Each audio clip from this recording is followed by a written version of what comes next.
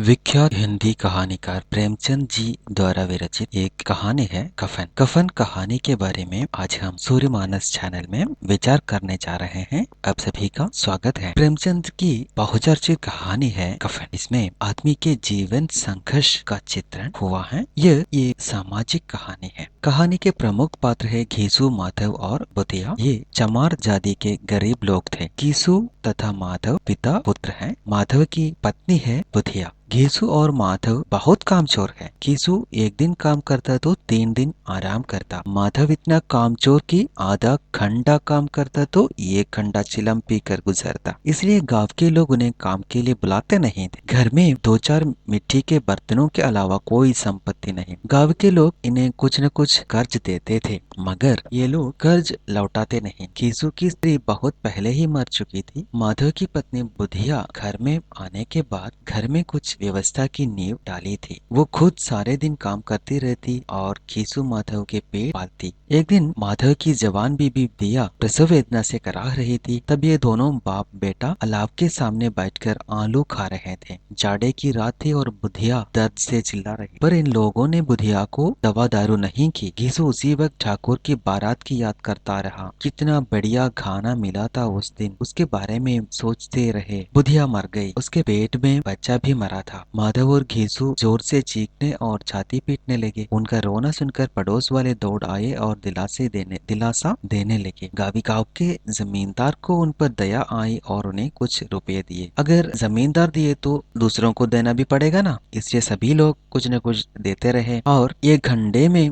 घीसू के पास 5 रुपए की अच्छी रकम मिल गई। दोपहर को घीसू और माधव दोनों बुधिया के लिए कफन लाने के लिए बाजार गए। बाजार में पहुंचकर दोनों घूमने लगे। वे कई दुकानों में गए लेकिन पसंद का कफन मिला नहीं। अंत में शाम होने पर दोनों हल्का कफन ढूंढते एक मदिरालय के सामने पहुंच गए। किसी देवी प्रेरणा के समान वे दोनों कुछ देर असमंजस में पड़ गए और आखिर शराब पीने अंदर चले गए। वहां से पेट भर पिए और खाया भी। बाकी बचे खाना एक भिखारी को दी। दोनों ने कहा बुधिया जरूर बैकुंठ पहुंचेगा। किसी को देने में जो आनंद मिलता है वो पहली बार बाप बेटे को मिल रहा था। दोनों उल्लास की लहरों में तैरते रहे। नशा खत्म होने पर दोनों दुख से पीड़ित हो गए और सोचा कि बुधिया को जिंदगी में कभी भी सुख न मिला। अंत में घीसू माधव को समझाते हैं कि बुधिया भाग्यवती है। छोटी उम्र में ही वो लौकिक जीवन से मुक्ति प्राप्त होकर भगवान के पास गई। इसमें घीसू और माधव की गरीबी तथा उससे उत्पन्न विचित्र मनोवृत्ति का चित्रण है। बुध मर रही थी लेकिन बाप बेटा उसको दवा दारू देने के लिए तैयार नहीं थे, क्योंकि वे आलू खा रहे थे, खाने के लिए बैठ रहे थे। देखिए कितना बेभत्स और भयानक चित्र प्रेमचंद ने दिखाया है। मेहनती किसानों के मुकाबले में उनकी दुर्बलताओं से लाभ उठाने वाले जमींदार ज्यादा संपन्न थे। अतः घीसू और माधव में कामचोर मनोवृत्ति का पैदा होना तो सहज बात है। अलाव से आलू निकलकर जलते जलते खाना, हल्क और तालू के जलने के बावजूद अपनी भूख शांत करने के लिए व्याकुल हो उठना और अभाव से जूझना जिंदगी की बेचैनियों को प्रकट करता है।